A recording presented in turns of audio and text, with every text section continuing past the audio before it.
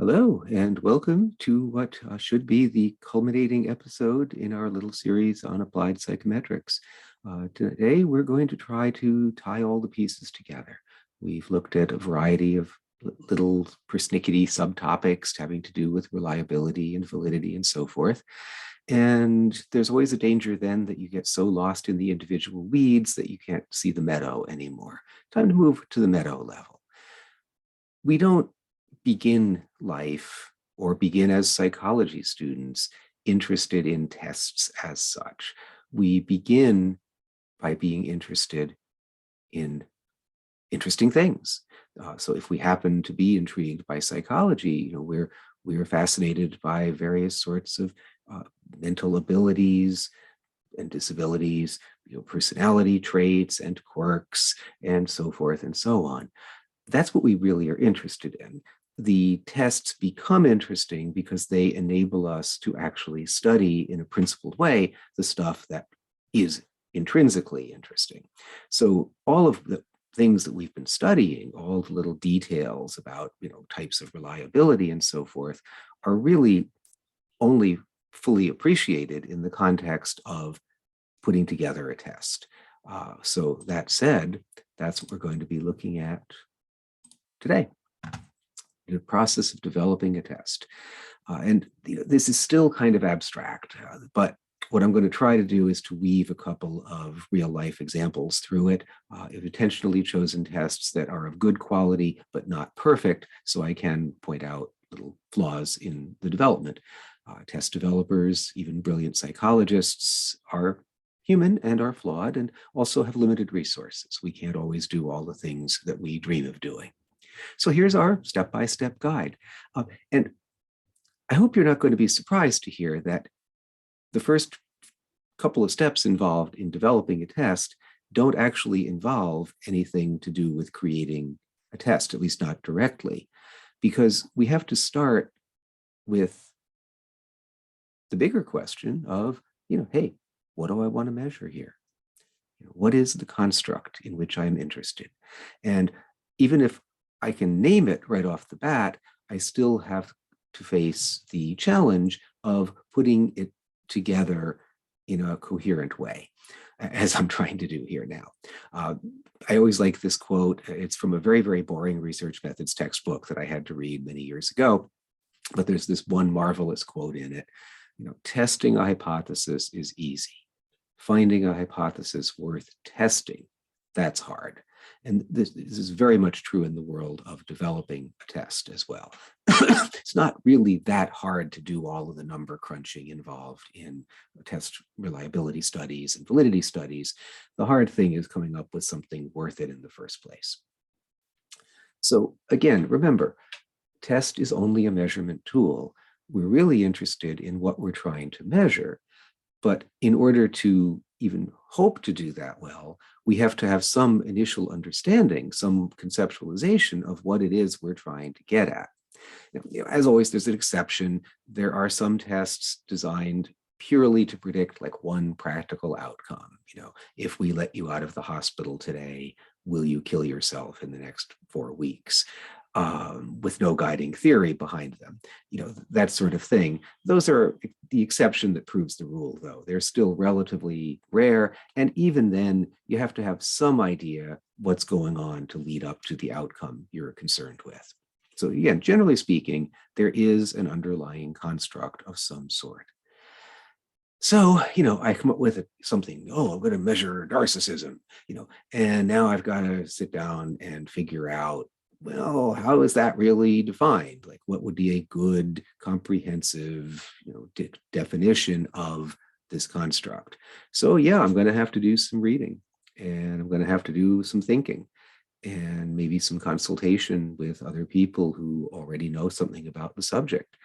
The old saying, fools rush in where angels fear to tread. There's a good deal of background work going to happen here. Now, when I say constructs, what could we be measuring? And the answer here is, so much that it take days and days just to list everything. But just to make life a little bit simple, we could say that one whole family of tests has to do with cognitive functions, things that you might know or things that you might be able to do to varying degrees, whether we're speaking of what you're potentially capable of, ability, or what you have actualized, achievement, whether we're speaking of something that's primarily perceptual, cognitive, or motoric, all the same general idea. You could not be able to do it at all. You could do it better, perfectly. So there's kind of a dimension there. The other big family of tests are the affective tests, broadly speaking, which have to do with more the subjective experience, the feeling, and perhaps the behavior as well that we exhibit, not whether it's right or wrong. I'm not right or wrong to be feeling sad or angry or happy. I'm not right or wrong to be having a panic attack. I'm not right or wrong to want to skive off work and go for a walk in the park. These are not things where there's a correct solution and then incorrect solutions.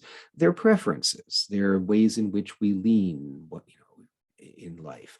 Now, within this, again, you can make many subdivisions, right? So we could be measuring emotions like happiness, interests like, being interested in artistic matters, values, motives, symptoms, you name it. These things could be fully present in awareness. They could be implicit or unconscious. They could be transient states of mind that flip by in moments. They could be enduring traits. What I have here is far from a complete list, but it gives you a sense of the breadth and depth of what we might try to tackle. So I said I was going to use a couple of examples, and they're both tests with which I have at least some experience. One of these is one of the products developed by the Educational Testing Service. That's the folks who brought you the SAT, so you already hate them. And, fair enough, but they do know what they're doing down there in Princeton. And there's one of their products, which is called the Proficiency Profile. So what the folks at ETS got interested in is the outcomes of college's general education programs. So all the core courses that all the students take or take a subset of, as opposed to the major programs. And, why were they interested in this? They wanted to make a little money, I suppose, as part of it. But, in fact, also they're trying to help colleges evaluate their programs under the so-called voluntary standards of accountability. And so they identified 4 really universal areas of achievement. 3 of them, no surprise at all: reading, writing, and mathematics. The 4th one, critical thinking, speaking more to the higher level, the college level of, education as opposed to elementary school.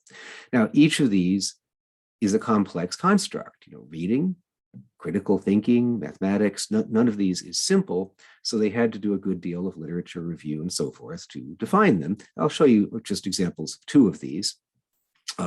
They concluded that college level reading involves interpreting the meaning of key terms, vocabulary basically, recognizing the primary purpose of a passage, the rhetorical thrust, recognizing explicitly presented information, that is, getting the surface meaning, making appropriate inferences, so cutting a little below the surface, and recognizing rhetorical devices where people are trying to persuade you, or perhaps in some cases trick you, or what have you.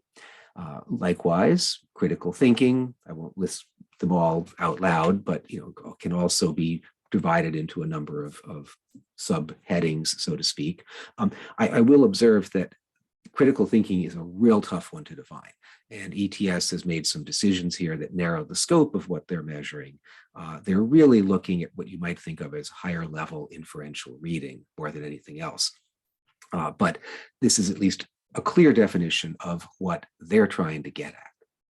Now, my second example is going to be a very different test, not a measure of cognitive ability or achievement but rather a kind of personality measure known as the Roeder Incomplete Sentences Blank.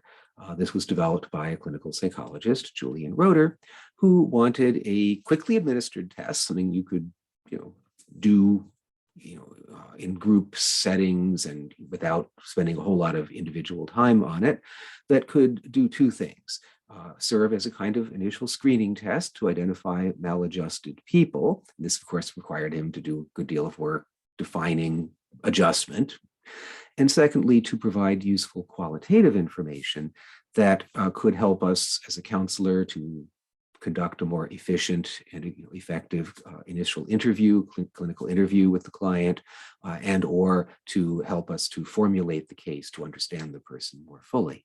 So those are, you see, two very different things in the realm of testing. Now, your next task, having defined your terms and identified what you want your test to do, what you want it to measure, is to decide on how you're going to measure it. And the challenge here is that you have this theoretical construct, which you now want to link with the actual physical test. And here it's important to remember that there are multiple ways in which a test can fail. So the most obvious one is that the test is poorly designed. You wrote bad items, the test has poor reliability, and it just isn't doing anything very well. Sure, that happens. We've been known to write bad tests.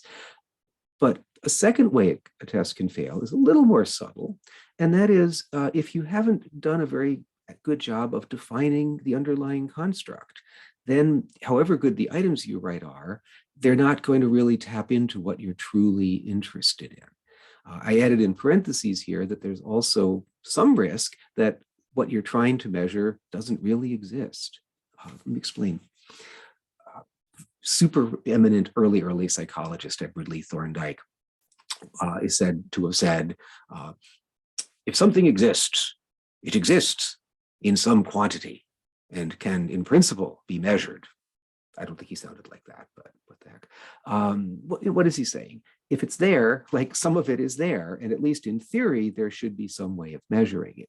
Now, if you stop to think for a moment, the converse of that statement would be, if you can't measure it, it doesn't exist. And this is something we have to keep in mind, not only in psychology, but certainly in psychology and education.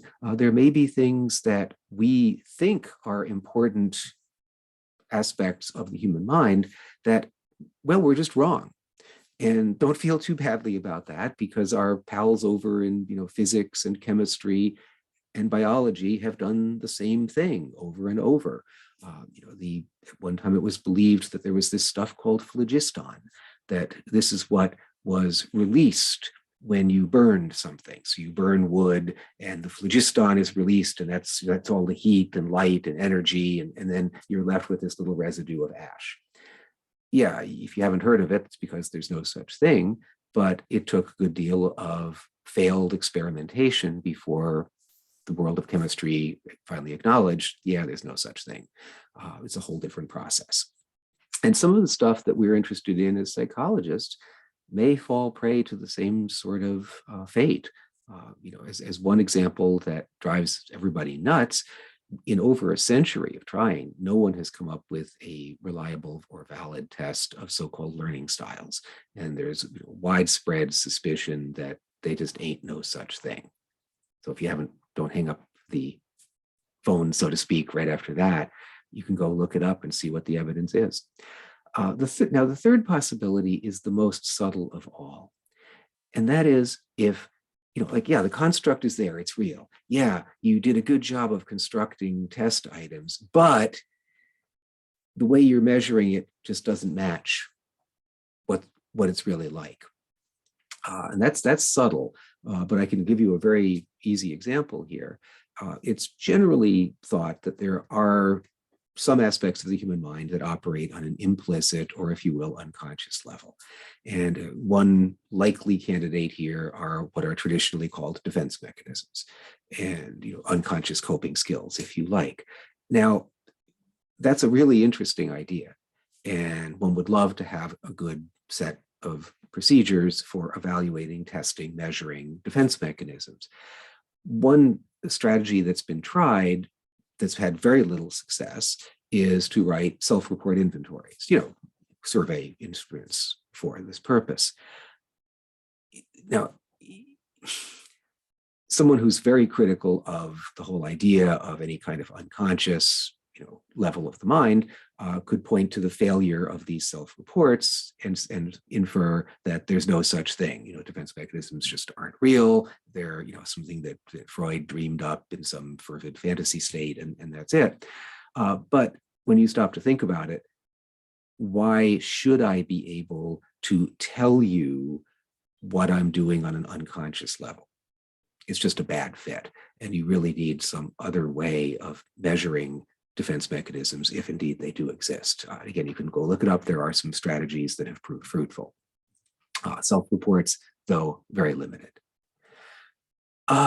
So yeah, a list of possibilities, and I'll just let you look at it and say a couple of things about it. There are so many approaches we can take, right? We can use open-ended essays or complex multi-stage problems to measure your aptitudes or achievements, or simple multiple choice or matching exercises. Personality, we can try self-report tests. We can try using structured interviews after which clinical ratings are made by the interviewer.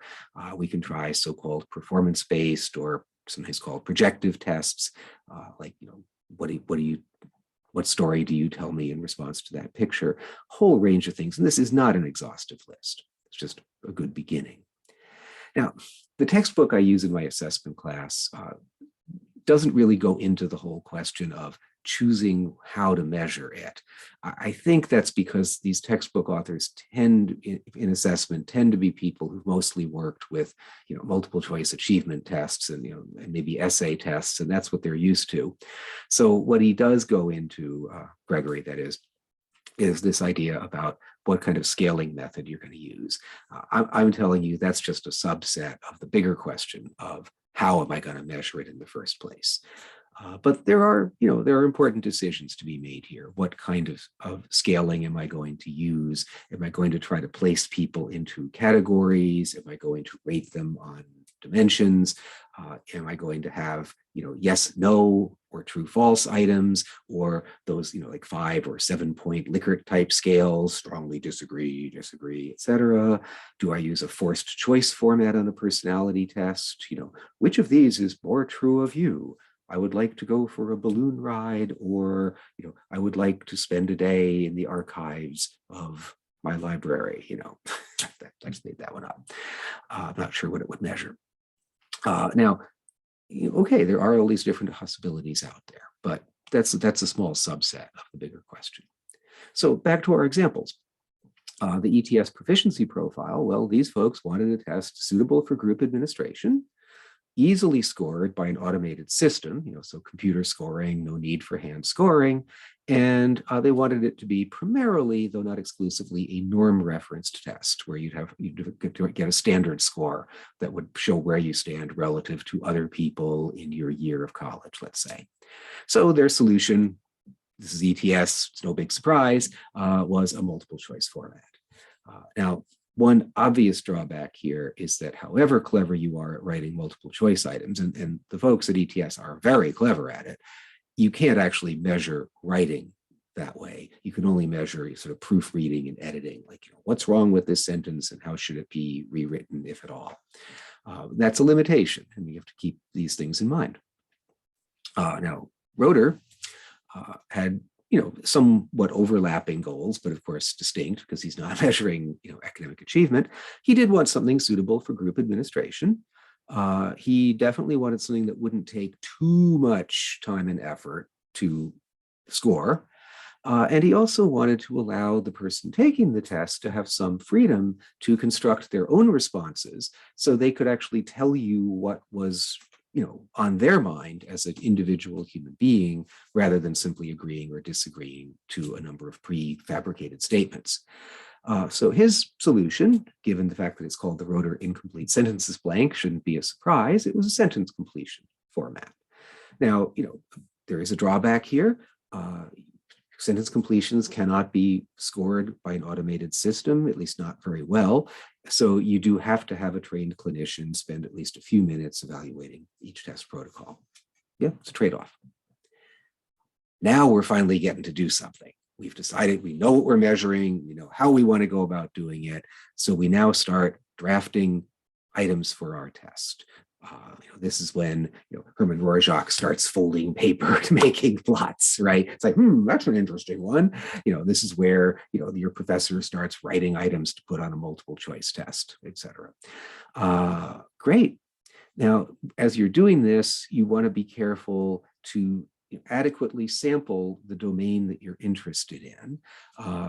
If, for example, we were measuring narcissism, let's say, there's a grandiosity element to narcissism. There's also a vulnerability element, and there's also a kind of entitlement element.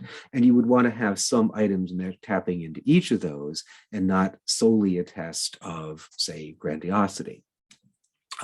Likewise, with an achievement test, there are different domains within a broader subject. So if we're studying, American politics, then there is a whole range of different things that go under that heading. But I shouldn't go into that one too far in today's climate.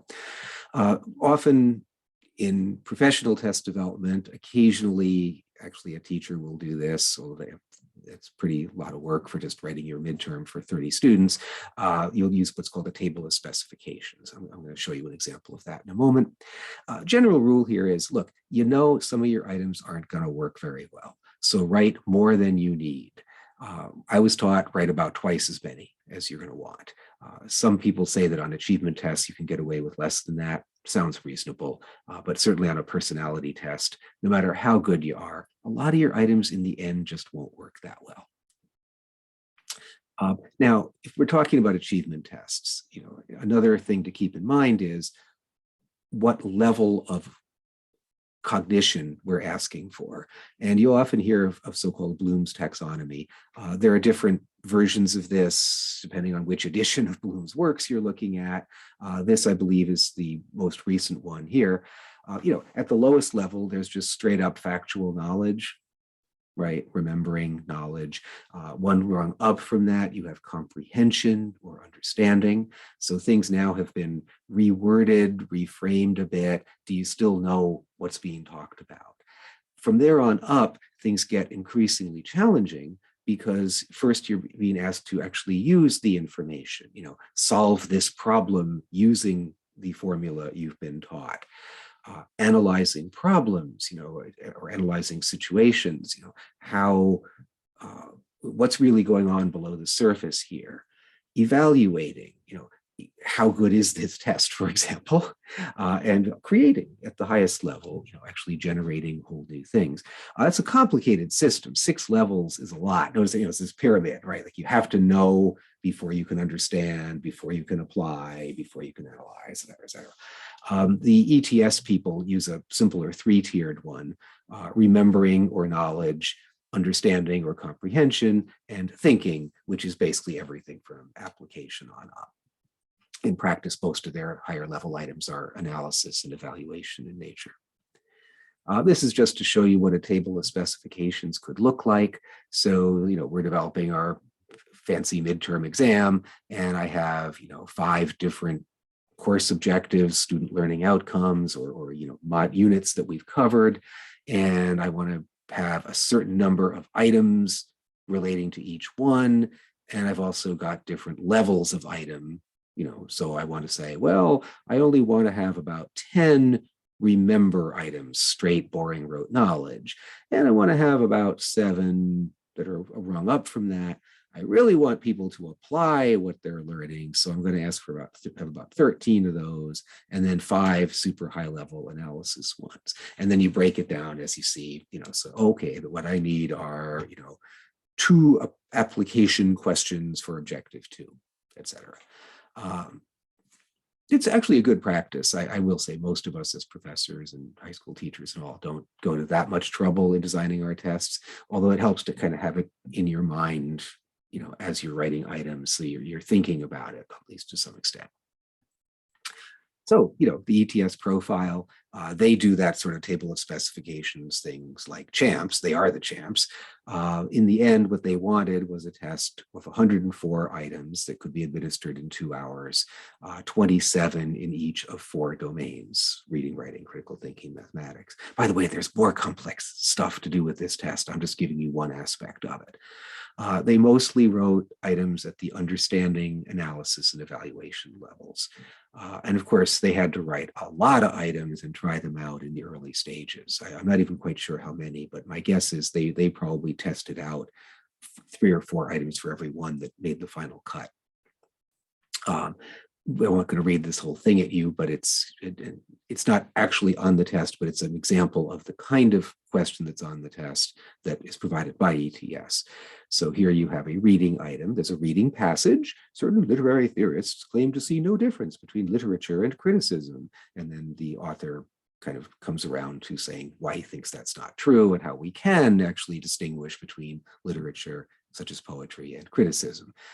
And then the question is, the primary purpose of the passage is to, and you have 4 pretty plausible looking options. The best answer, the only correct one, being to identify a means of differentiating between literary and non-literary genres.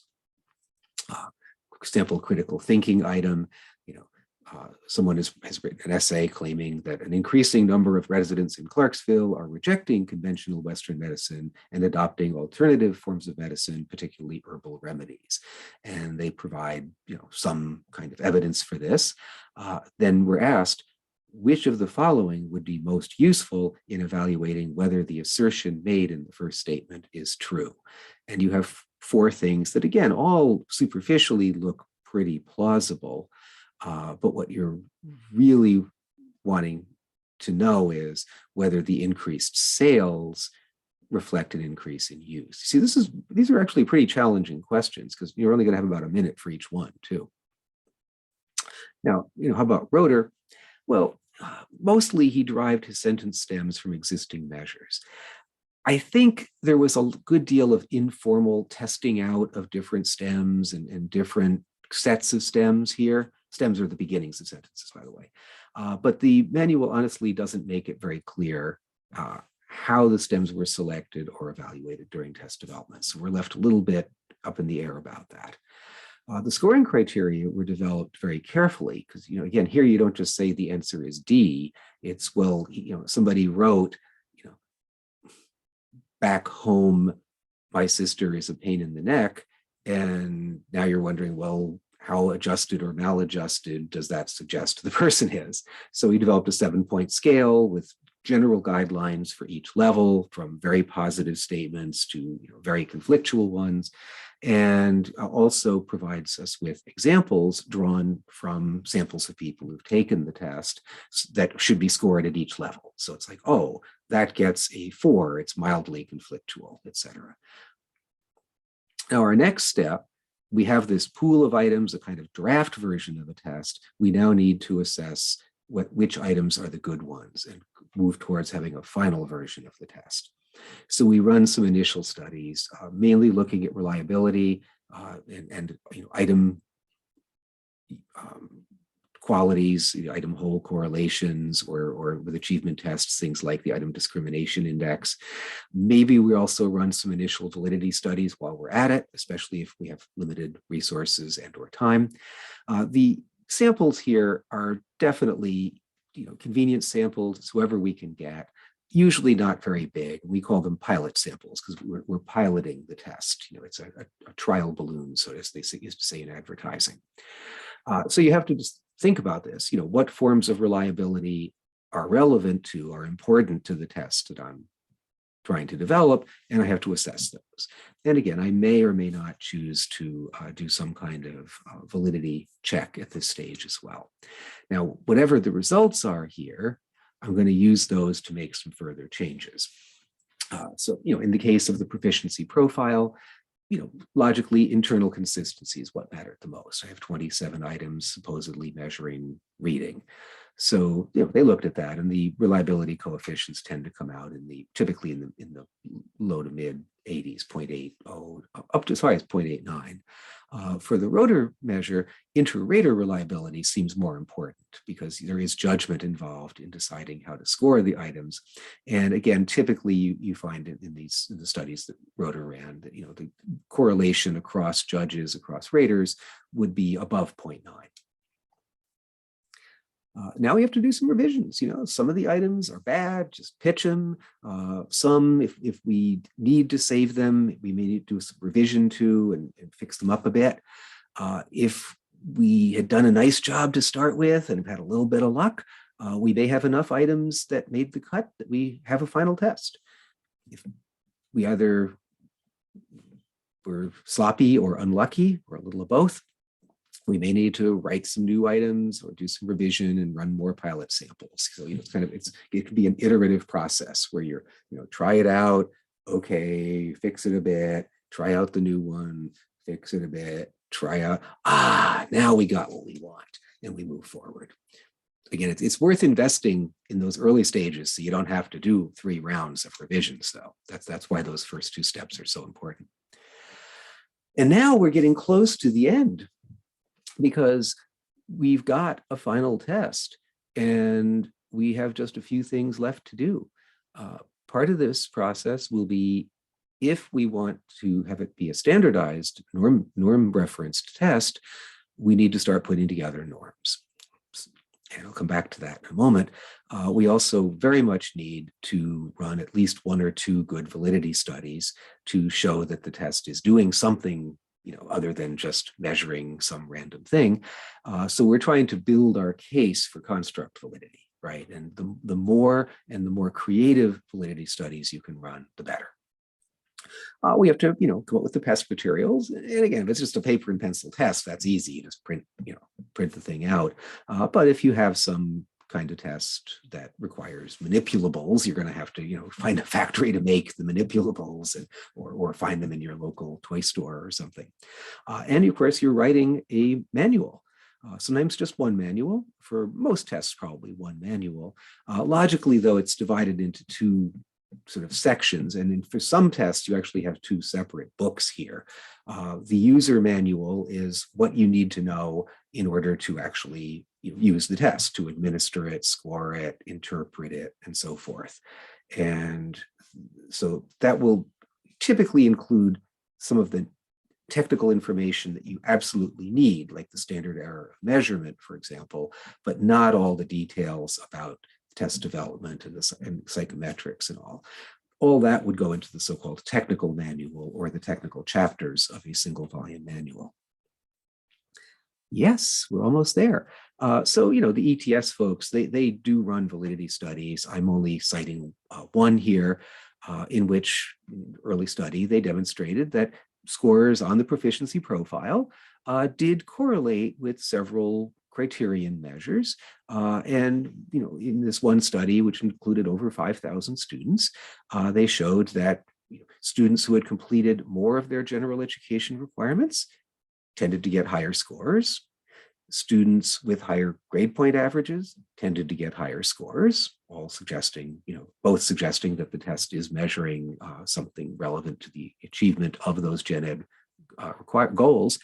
And from a more discriminant point of view, they found that different majors, although it didn't seem to affect the total score that much, did relate to higher scores on different elements of the test. So, for example, the engineering students would improve more on mathematics because that's part of their engineering curriculum.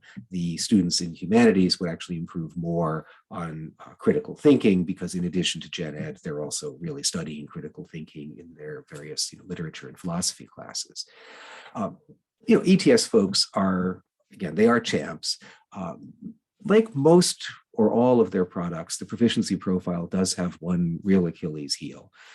The norms are purely based on whoever they get to take the test. It's a total sample of convenience. Why they get away with this is, brute force, because lots and lots of people use their tests, so they do have thousands and thousands of people in their so-called normative samples.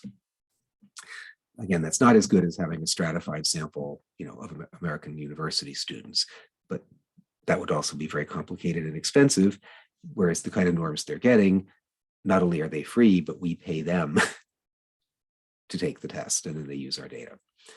Now, Roeder, and his students and colleagues also ran validity studies. So in the manual, you'll see cited, for example, that the test if you use a certain cutoff score, does a good job of identifying or differentiating people who are being seen in therapy from sort of unselected students. The test is most widely used with college students, as it happens, or traditionally was anyway. And it does, it's about 85% accuracy. So having somebody just write, some sentences down in a 15, 20-minute testing session, and then you spend maybe 10 minutes going over it, you can, in that brief time, the 10 minutes of your professional time, the 20 minutes or so that all the freshmen in the university were taking the test, do a pretty darn good job, not perfect, but a good job of identifying those of your students who maybe you should check out, who ought to be evaluated more fully to see if there really are some serious adjustment problems here. And it's also demonstrated that adjustment scores on this test correlate well with self-report measures of similar things like depression, or negatively correlate with things like happiness. So all good.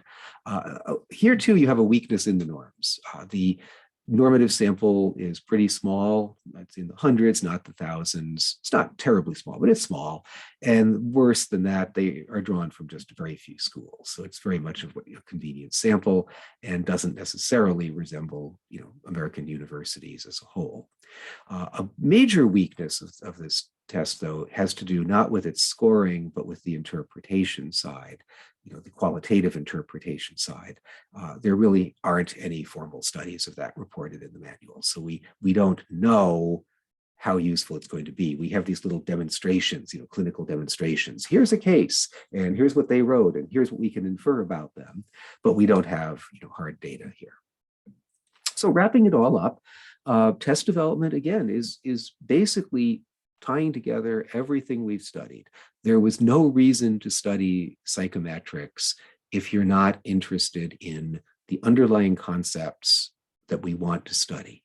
Psychometrics and everything connected to it enables us to create better tests. It's like an astronomer becoming interested in lens grinding in the old days. You needed better lenses to see the moons of Saturn more clearly. So you got interested in that. We need better tests to see the inside of the human mind more clearly. We get interested in that. Again, it's a multi-stage process. It begins just when you get interested in something. Your first step, define the construct. That includes your literature review. Then choose a measurement system. What, in your judgment, is a good way of tapping into this? Then create a kind of draft version of your test, an item pool, a great number of multiple choice questions, or a whole lot of ink blots or sentence stems, or whatever it happens to be. Then use one or more pilot samples to establish reliability, maybe make some refinements, some changes to the test. Proceed to conduct more extensive validity studies, and if it's a norm reference test, establish what those norms are. And finally, publish that thing, right? Write up everything into as your manual, and describe everything you've done and what it's going to be used for. And then you're good to go. And at that point, we too are good to go.